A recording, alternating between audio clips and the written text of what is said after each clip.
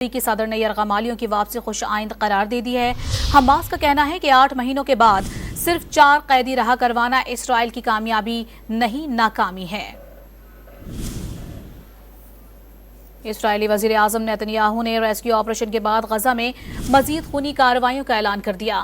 ایک بیان میں نیتن یاہو نے کہا کہ اسرائیل اپنے یرغمالیوں کی واپسی کے لیے ایسی مزید کارروائیاں کرے گا، چاہے وہ زندہ ہو یا مردہ۔ امریکی صدر بائیڈن نے قیدیوں کی واپسی خوش آئند قرار دے دی، ساتھ ہی دیگر قیدیوں کی واپسی کے لیے کام جاری رکھنے کی ضرورت پر بھی زور دیا ہے۔